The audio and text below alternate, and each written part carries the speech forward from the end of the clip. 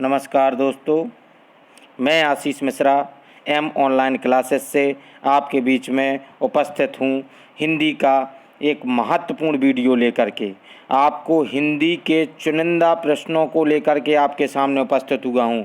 Am online classes परिवार आप लोगों के लिए प्रतिदिन अध्ययन करके आप लोगों तक महत्वपूर्ण प्रश्नों की श्रृंखला लेकर आया है, जिसमें से हिंदी के कुछ महत्वपूर्ण प्रश्नों की कड़ी में आपको जोड़ते हुए मैं बताना चाहता हूं कि हिंदी का प्रथम प्रश्न हमारा क्या कहता है।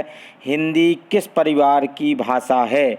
हमारा आपकी स्क्रीन पर है प्रश्न, हिंदी किस परिवार की भाषा है, जिसमें कहा गया है कि हिंदी किस परिवार की भाषा है। तो आप लोगों को बताना है कि द्रविड़ परिवार की भाषा है, कि चीनी तिब्बती परिवार की भाषा है, या भारोपीय परिवार की भाषा है, या आस्ट्रिक परिवार की भाषा है। आप लोगों के सामने चार ऑप्शन हैं। इनमें से मैं बता दूं कि आप लोग बताते रहिए आंसर अपने हिसाब से, बाकी मैं आंसर बताता जाऊंगा।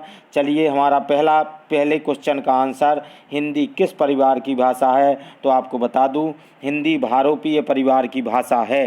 हिंदी जो है वो है हमारी भारोपीय परिवार की भाषा है। आपको बता दूं कि हमारे भारतवर्ष में यह चारों भाषाएं बोली जाती हैं। यह चारों भाषाएं बोली जाती हैं हमारे भारतवर्ष में।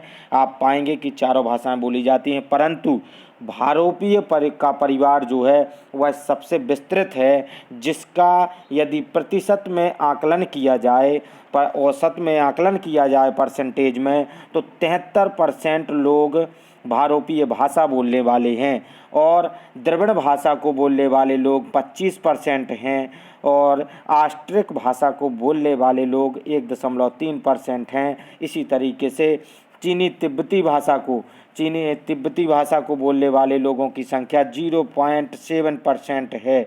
आपको बता दूं कि हमारे भारत में यह 4 प्रकार की भाषाएं बोली जाती हैं। भारोपीय भाषा को इंडो यूरोपियन परिवार भी कहा जाता है अंग्रेजी में। चलिए चलते हैं, हमारा अगला प्रश्न क्या कहता है। हमारा अगला प्रश्न देखिए, भारोपीय परिवार आंसर पहले का दिया गया है ऑप्शन। दूसरा प्रश्न हमारा क्या कहता है। दूसरा प्रश्न हमारा कहता है हिंदी भाषा का जन्म हुआ है। आपको बताना है कि हिंदी भाषा का जन्म किससे हुआ है। अपभ्रंश से हुआ है, कि लौकिक संस्कृत से हुआ है, या पाली संस्कृत से हुआ है, या वैदिक संस्कृत से हुआ है। तो आप लोगों को बता दूं कि हिंदी भाषा का जो जन्म हुआ है वह अपभ्रंश से हुआ है। आप लोगों को बता दूं कि हिंदी भाषा का जो जन्म हुआ है वह अपभ्रंश से हुआ है। इनका क्रम कुछ, हिंदी का जो विकास क्रम है, आप लोगों को बता दूं कि संस्कृत पहला, संस्कृत का, फिर उसके बाद पाली आई, फिर पाली के बाद प्राकृत भाषा आई, और फिर उसके बाद आई अपभ्रंश आई, फिर अवहट्ट आई, प्राचीन प्रारंभिक हिंदी। अवहट्ट जो है वह अपभ्रष्ट शब्द का विकृत रूप है। अवहट्ट जो है वह अपभ्रष्ट शब्द का विकृत रूप है, और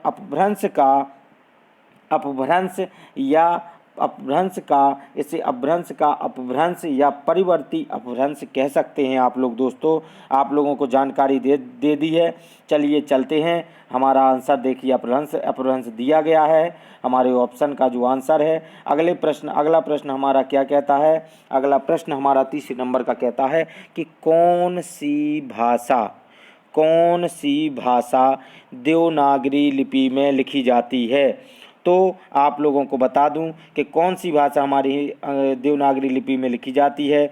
गुजराती, उड़िया, मराठी, सिंधी। तो आप लोगों को बता दूं कि हमारे जो देवनागरी लिपि में लिखी जाती है वह भाषा मराठी है।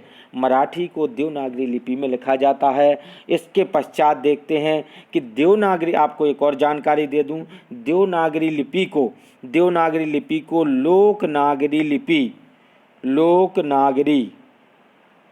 लोकनागरी भाषा या लिपि भी कहा जाता है, या फिर इसको हिंदी लिपि भी कहा जाता है।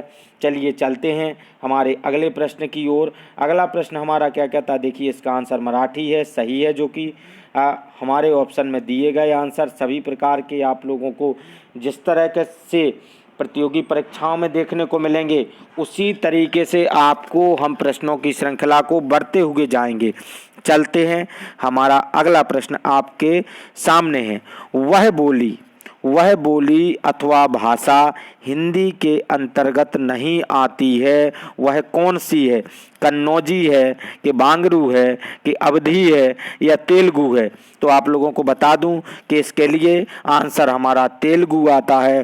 तेलुगु भाषा हिंदी भाषा के अंतर्गत नहीं आती है। तेलुगु भाषा हिंदी भाषा के अंतर्गत नहीं आती है। चलिए चलते हैं, हमारा आंसर हाँ तेलुगु ही दिया गया है। अगला जो प्रश्न हमारा 5वां नंबर का प्रश्न है, वह क्या कहता है? वह कहता है कि भारतीय संविधान में किन अनुच्छेदों में राजभाषा संबंधी प्रावधानों का उल्लेख है? तो आप लोगों के स्क्रीन पर चारों ऑप्शन दिए गए हैं।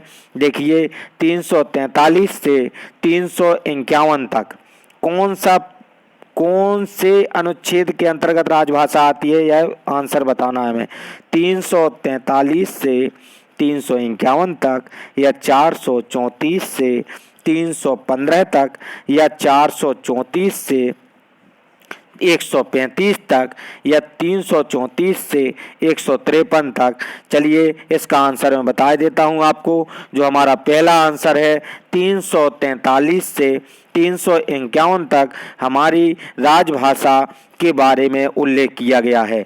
आप लोगों को जानकारी दे दूं कि हमारी राजभाषा जो है उसको आप भाग 17 में देख सकते हैं। उसके प्रावधानों को भाग 17 में आपको देखने के मिलेंगे हमारे संविधान में। इसमें 4 अध्याय हैं। 4 अध्याय, जो पहला अध्याय है वह संघ की भाषा के रूप में उल्लेख है, जिसका संघ की भाषा किस तरीके की होगी, क्या नियमावली होगी उसकी, तो उसके बारे में उल्लेख दिया गया है, जो कि 343 से आपको 344 तक देखने को मिलेंगे। अगला जो हमारा दूसरा अध्याय है, दूसरे अध्याय में आपको बता दूं प्रादेशिक भाषाओं के लिए नियमावली लागू है। उसमें वह 345 से 347 तक आपको देखने को मिलेंगे, 347 तक। अगला जो हमारा है तीसरा अध्याय है, वह उसमें सर्वोच्च न्यायालय, उच्च न्यायालय आदि की भाषा के बारे में उल्लेख किया गया है, जो कि 348 से 349 तक आपको देखने को मिल जाएगा इसके बारे में।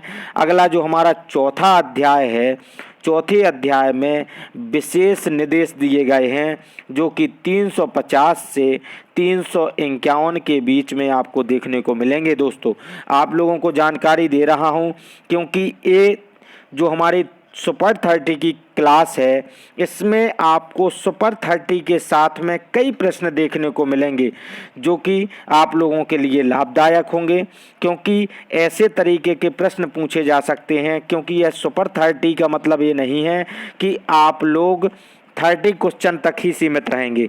इससे आपको कई प्रश्नों की श्रृंखला के साथ जोड़ा जाएगा।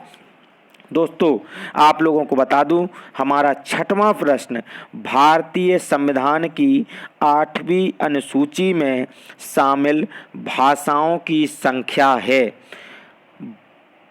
14। पहला ऑप्शन हमारा दिया गया है 14, 15, 18, 22। आप लोगों को पुनः क्वेश्चन पढ़ करके बता देता हूं। भारतीय संविधान की 8वीं अनुसूची में शामिल भाषाओं की संख्या है 14 है या 15 है या 18 है या 22 है। तो आप लोगों को बता दूं कि हमारी 8वीं अनुसूची में शामिल भाषाओं की संख्या 22 है। इस 22 भाषाओं में आप लोगों को बता दूं मौखिक रूप से कि कौन कौन सी भाषाएं आ रही हैं। उन भाषाओं को आप लोगों को बीच में बता रहा हूं, जैसे असमिया, बंगाली, गुजराती, हिंदी, कन्नड़, कश्मीरी, कोंकणी, मलयालम, मणिपुरी, मराठी, नेपाली, मैथिली, उड़िया, पंजाबी, संस्कृत, सिंधी, तमिल, तेलुगु, उर्दू, डोंगरी, बोडो, संथाली। इस प्रकार से हमारी 22 भाषाओं का उल्लेख मिलेगा आपको 8वीं अनुसूची में। चलिए चलते हैं अगले प्रश्न की ओर। इस प्रश्न के बिना इस प्रश्न के बिना हिंदी की शुरुआत नहीं हो सकती थी। जो प्रश्न मैं आज लेकर आया हूँ, हिंदी दिवस इस दिन मनाया जाता है। यह प्रश्न जितना महत्वपूर्ण है, जितना आसान है, उतना ही प्रत्येक हिंदी भाषा के प्रतियोगी परीक्षा में रखा हुआ मिलता है। दोस्तों, आप लोगों को बता दूं कि हिंदी दिवस इस दिन मनाया जाता है। 11 जून को मनाया जाता है, कि 14 सितंबर को मनाया जाता है, कि 28 सितंबर को मनाया जाता है, या 10 अक्टूबर को मनाया जाता है। तो आप लोगों को बता दूं दोस्तों, हमारा जो हिंदी दिवस है वह 14 सितंबर को मनाया जाता है। आप लोगों को बता दूं, 14 सितंबर 1949 ईस्वी को राजभाषा बनाने का निर्णय लिया गया। राजभाषा बनाने का निर्णय 14 सितंबर 1949 को लिया गया। आप लोगों को बता दूं दोस्तों कि हिंदी भाषा जो है वह हमारी, चलिए दोस्तों, हिंदी दिवस के अगले प्रश्न के बाद चलते हैं। हिंदी दिवस के बाद अगला प्रश्न हमारा देखिए 14 सितंबर का आ गया है आंसर, जैसा कि आप लोगों को मैं बता चुका हूं पूर्व में। अगला जो हमारा प्रश्न आता है आपकी स्क्रीन पर, वर्तमान हिंदी का प्रचलित रूप है। वर्तमान हिंदी का प्रचलित रूप है दोस्तों अवधी, ब्रजभाषा, खड़ी बोली, देवनागरी। आप लोगों को बता दूं दोस्तों, इनमें से कौन सी प्रचलित भाषा का रूप है आपको बताना है। तो हमारा जो खड़ी बोली है, खड़ी बोली हिंदी भाषा का एक प्रचलित रूप है वर्तमान में। चलिए दोस्तों, अगले प्रश्न की ओर बढ़ते हैं। हमारा अगला प्रश्न क्या कहता है, चलिए आंसर हमारा खड़ी बोली आ गया है, आप लोगों की स्क्रीन पर देख सकते हैं आप लोग। अगला प्रश्न हमारा कहता है, अधिकतर भारतीय भाषाओं का विकास किस लिपि में हुआ है। किस लिपि में हुआ। अधिकतर भारतीय भाषाओं का जो विकास है वह किस लिपि में, शारदा लिपि में हुआ है, या खरोष्ठी लिपि में, या कुटिल लिपि में, या ब्राह्मी लिपि में। तो दोस्तों आपको बता दूं कि अधिकतर भारतीय भाषाओं का जो विकास है वह ब्राह्मी लिपि में हुआ है। ब्राह्मी लिपि में हुआ है। चलिए दोस्तों, अगले प्रश्न की ओर बढ़ते हैं। हमारा अगला प्रश्न क्या कहता है। हमारा अगला प्रश्न कहता है कि वर्ष 1955 ईस्वी को गठित प्रथम राजभाषा आयोग के अध्यक्ष थे। 1955 ईस्वी में जो राजभाषा के लिए एक आयोग गठित किया गया था, उसके अध्यक्ष कौन थे। सुनीत कुमार चटर्जी थे, या बीजी खैर थे, या जीबी पंत थे, या पी सुब्बोरोयान थे। तो आप लोगों को दोस्तों बताना है इसमें से हमारा ऑप्शन कौन सा सही है। तो आप लोगों को बता दूं कि बीजी खैर जो कि हमारे प्रथम राजभाषा आयोग के अध्यक्ष थे। इसके बाद आप लोगों को अगले प्रश्न की ओर लेकर चलता हूं। अगला प्रश्न हमारा क्या कहता है, देखिए बीजी खैर आंसर हमारा सही है, आप लोगों की स्क्रीन पर देख सकते हैं आप। हमारा अगला जो क्वेश्चन है वह क्वेश्चन आप लोगों की स्क्रीन पर है कि भाषा की सबसे छोटी इकाई, भाषा की सबसे छोटी इकाई कौन सी है। शब्द है, व्यंजन है, या स्वर है, या वर्ण है। तो आप लोगों को बता दूं, भाषा की सबसे छोटी इकाई वर्ण है। वर्ण जो कि हमारी सबसे छोटी इकाई कही जाती है भाषा की। चलिए 11वें प्रश्न के बाद 12वें प्रश्न की ओर देखिए, वर्ण आंसर दिया गया है। अगला प्रश्न हमारा क्या कहता है, 12वां नंबर, हिंदी वर्णमाला में अयोग बाह्य वर्ण कौन से हैं। हिंदी वर्णमाला में अयोग बाह्य वर्ण कौन से हैं। अ आ इ ई उ ऊ या अंगहा। आप लोगों को बताना है कि छोटा आ, बड़ा आ, छोटी ई, बड़ी ई, छोटा ऊ, बड़ा ऊ, या अंग आहा। इन चारों ऑप्शंस में से अयोग बाह्य वर्ण कौन से हैं। तो दोस्तों आप लोगों को बता दूं, अंग और आहा जो कि हमारे चौथा ऑप्शन है वह सही है। हमारा चौथे नंबर का ऑप्शन जो है वह सही है। जिस तरीके से अंग आहा है, कंग कहा है, इसी तरीके से हो सकते हैं। चलिए अगले बिंदु की ओर चलते हैं। अगला बिंदु हमारा क्या कहता है, 13वां नंबर का प्रश्न आपके स्क्रीन पर है, आप लोग देखते रहिए।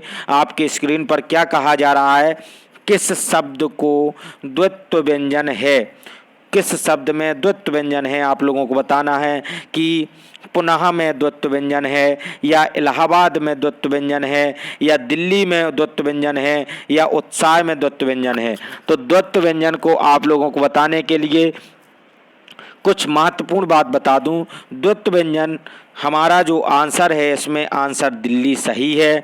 द्वित्व व्यंजन के लिए आपको बता दूं, एक वर्ण जो है, एक वर्ण का अपने जैसे वर्ण के साथ, एक वर्ण का अपने जैसे वर्ण के साथ द्वित्व प्रयोग कहलाता है। जैसे दिल्ली बताया है, इसी तरीके से यदि कहीं पर कच्चा लिखा हो तो कच्चा भी द्वित्व व्यंजन में आएगा।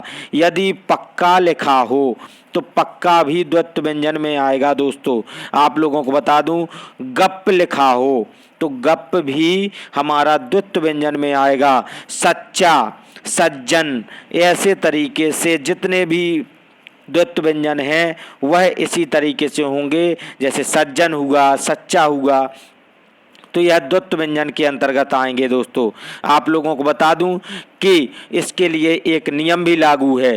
द्वित्व व्यंजन के लिए, द्वित्व व्यंजन में का, चा, टा, ता, पा वर्ग के दूसरे व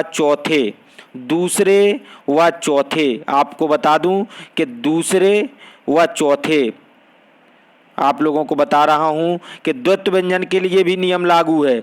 द्वित्व व्यंजन के लिए क्या नियम लागू है कि यदि का, चा, टा, ता, पा वर्ग के दूसरे और चौथे वर्ण का द्वित्व व्यंजन नहीं होता है, कभी भी आपको इन सभी वर्गों के दूसरे या चौथे वर्ग का द्वित्व व्यंजन नहीं मिलेगा, ना आप बना पाएंगे, ना यह शुद्ध होगा यदि बनाएंगे तो अर्थात जिस तरीके से यदि खा हमारा दूसरा वर्ण है और खा को यदि हम बनाएं तो खा के साथ खा नहीं होता है, और घा के साथ में घा नहीं होता है, छा के साथ में छा नहीं होता है।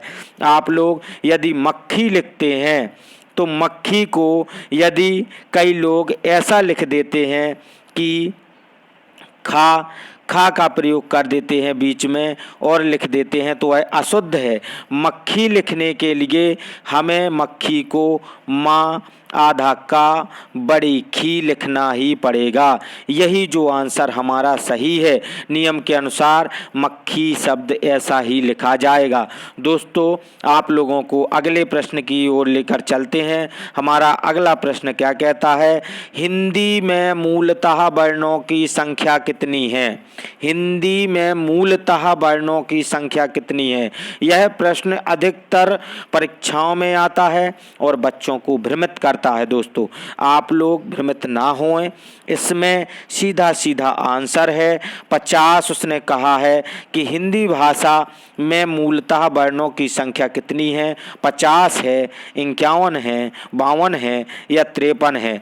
तो आप लोगों को बता दूं दोस्तों, इसके लिए आंसर 53 सही है। हमारा 53 आंसर हमारा सही है, वो 52 आंसर हमारा सही है। जैसे कि हिंदी मूलतः वर्णों की संख्या कितनी है? तो 52 है। आपको बता दूं दोस्तों 52 है, जिसमें आप देखें तो 13 स्वर हैं, जिसमें 13 स्वर हैं आपको देखने को मिलेंगे, 33 व्यंजन मिलेंगे, 2 जो हैं द्विगुण व्यंजन मिलेंगे और 4 आपको संयुक्त व्यंजन मिलेंगे। तो इस तरीके से जोड़ने पर हमारा 52 का आंकड़ा होता है। इसी तरीके से दोस्तों हमारे हिंदी मूलतः वर्णों की संख्या 52 यानी 52 होती है। चलिए दोस्तों अगले प्रश्न की ओर चलते हैं। अगला प्रश्न हमारा क्या कहता है, देखिए 52 आंसर सही है हमारे अगले 14वें नंबर का। 15वां प्रश्न हमारा कहता है, हिंदी वर्णमाला में स्वरों की कुल संख्या कितनी है? हिंदी वर्णमाला में स्वरों की संख्या कितनी है?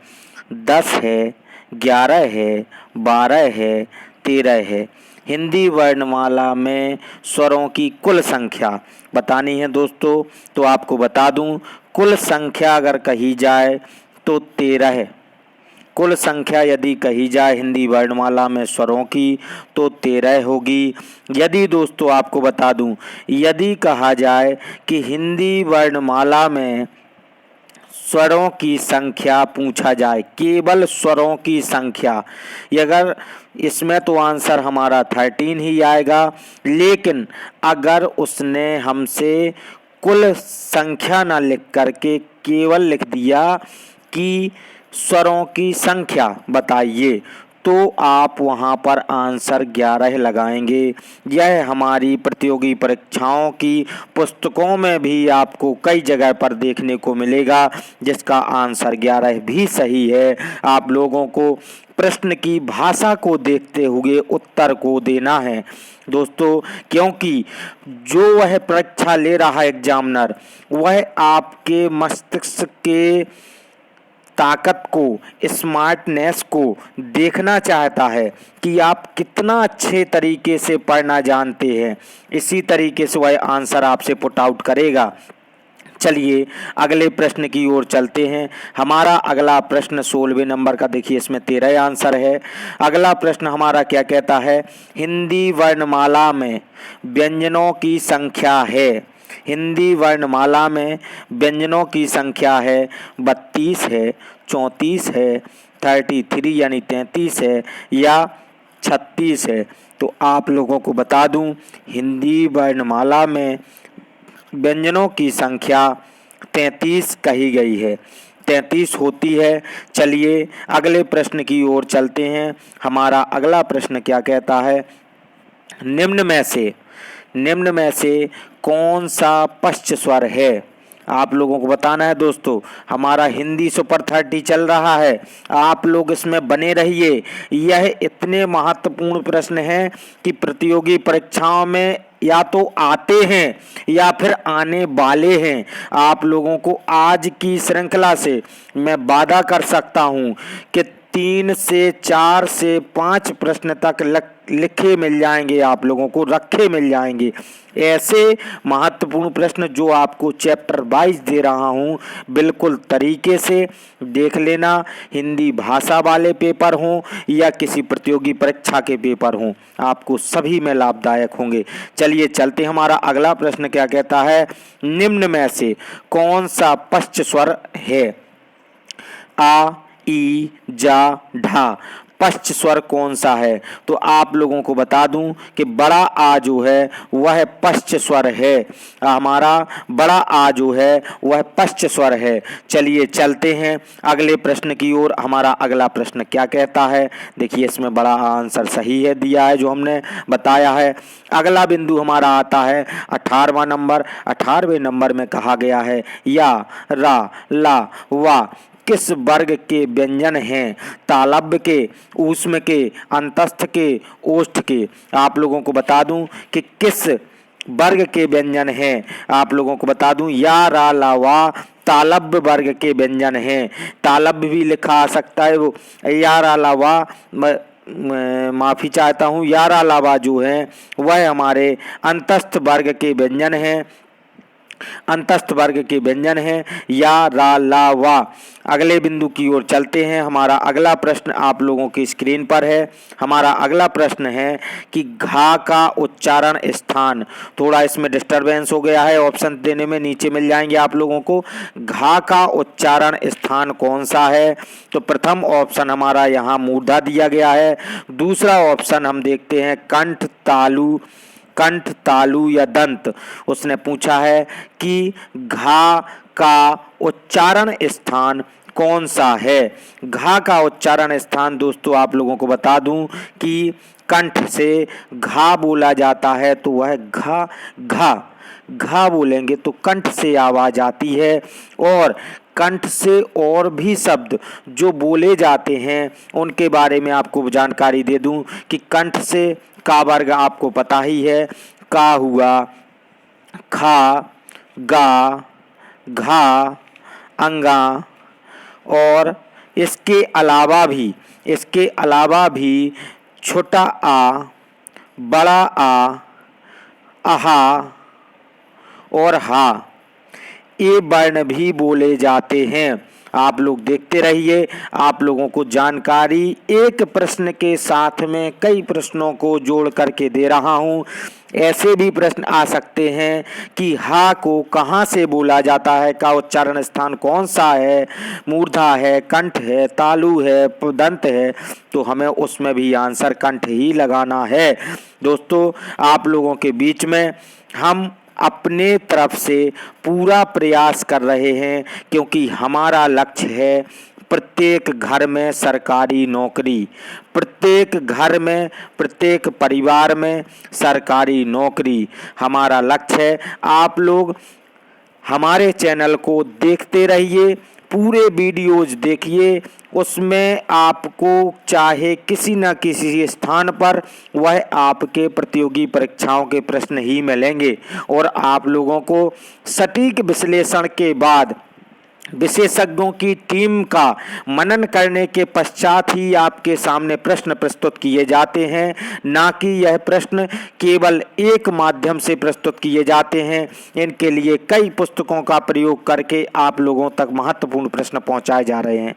दोस्तों, हमारे चैनल को आप अपना प्यार देने के लिए हमारे चैनल को इतना ही सब्सक्राइब करिए, लाइक करिए, शेयर करिए और बेल आइकन को प्रेस करिए, जिससे कि हमारे नोटिफिकेशंस आप तक आते रहें, क्योंकि अब आपके बीच में प्रश्नों की श्रृंखला को लेकर के और आप लोगों को नए नए टॉपिक्स को लेकर के अब एक आंधी आएगी, जो आप लोगों को ऐसे प्रश्न देगी जो आप प्रतियोगी परीक्षाओं में देखेंगे तो आप पाएंगे कि एम ऑनलाइन क्लासेस ने जो हमें प्रश्न दिए वही प्रश्न हमारे प्रतियोगी परीक्षाओं में आ रहे हैं। चलिए, इसी के साथ में अगला प्रश्न हमारा क्या कहता है, तालव्य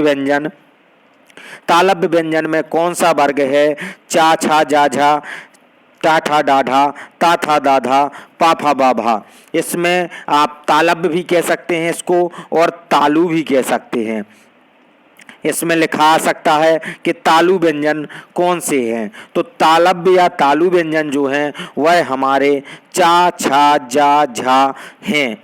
आप लोगों को बता दूं कि तालु से चा वर्ग के अलावा छोटी ई, बड़ी ई और या सेंटी वाला सा, यह भी इसी तालु से उच्चारित किए जाते हैं, इसी वर्ग के अंतर्गत आते हैं। दोस्तों, आप लोगों को जानकारी दे दूं दोस्तों कि हमारा अगला प्रश्न देखते हैं।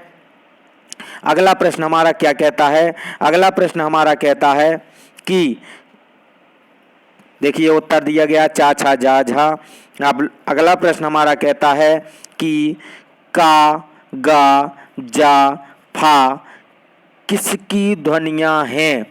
का, गा, जा, फा किस भाषा की ध्वनियां हैं? किस भाषा में इन वर्णों का अधिकतर उपयोग किया जाता है? यह कहाँ से आती हैं? तो इसके लिए कहा जाए तो हमारी का, जा, फा संस्कृत, ऑप्शन दिया गया संस्कृत, अरबी, फारसी, अंग्रेजी या दक्षिण भाषाओं किस भाषा की ध्वनियां हैं? तो आप लोगों को बता दूं कि अरबी फारसी की ध्वनियां हैं। का, गा, जा, फा जो हैं हमारी अरबी फारसी की ध्वनियां हैं। चलिए दोस्तों, हम अगले प्रश्न की ओर चलते हैं, रुक करते हैं। देखिए, अरबी फारसी दिया गया है। अगला प्रश्न हमारा है, अगला प्रश्न हमसे कहता है कि संस्कार शब्द में किस उपसर्ग का उपयोग हुआ है?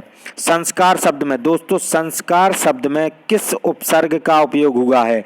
सम का उपयोग हुआ है, या सन का, या शम्स का, या संस का? तो संस्कार शब्द में किस उपसर्ग का उपयोग हुआ है? इसमें उपसर्ग आपसे पूछा जा रहा है, तो उपसर्ग में बता दूं सम, संस्कार में सम उपसर्ग का प्रयोग हुआ है, जो कि हमारा उत्तर सही है। सम का अर्थ होता है उत्तम, साथ या पूर्ण। सम से और भी उपसर्ग बनाए जाते हैं। उन उपसर्गों के बारे में आपको बता दूं, सम को जोड़ करके जैसे संस्कार बना है, इसी तरीके से संगम भी बन सकता है, संतुष्ट भी बन सकता है, और इसके अलावा आपको बता दूं संभव भी बन सकता है।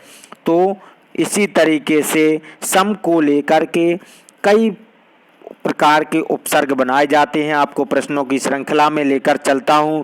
हमारे जो आपको तरीके पढ़ाने के हैं उसमें हम 30 के साथ में आपको कोशिश कर रहे हैं जितने अधिक प्रश्न आप तक पहुंचा दें, उसकी प्रयास में आपको कम समय में अधिक महत्वपूर्ण प्रश्नों की श्रृंखला से जोड़ते हुए चल रहे हैं।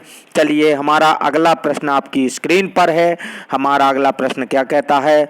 पुरोहित में उपसर्ग है। तो दोस्तों, पुरोहित में कौन सा उपसर्ग है? पुरुष, पुरः, पुरा, पूरा या पुर। तो आप लोगों को बताना है कि पुरोहित में कौन सा उपसर्ग है। इसमें जो पूरा लिखा है, इसमें छोटा पू बड़ा रा है दोस्तों। अगला जो हमारा, लेकिन आंसर आप लोगों को बता दूं कि पुरोहित का उपसर्ग का जो आंसर है, पुरोहित में कौन सा उपसर्ग लगा है? तो पुरः जो शब्द है वह हमारा उपसर्ग लगा हुआ है इसमें दोस्तों। आप लोगों को बता दूं यह ऑप्शन सही है। उपसर्ग की परिभाषा भी आप लोगों को पता ही होगी। उपसर्ग का प्रयोग शब्द के आरंभ में होता है और प्रत्यय का प्रयोग शब्द के अंत में होता है। यह भी आप लोगों को जानकारी होगी दोस्तों। हिंदी भाषा के प्रश्नों की श्रृंखला में बढ़ते हुए 24वें प्रश्न की ओर हम आ चले हैं।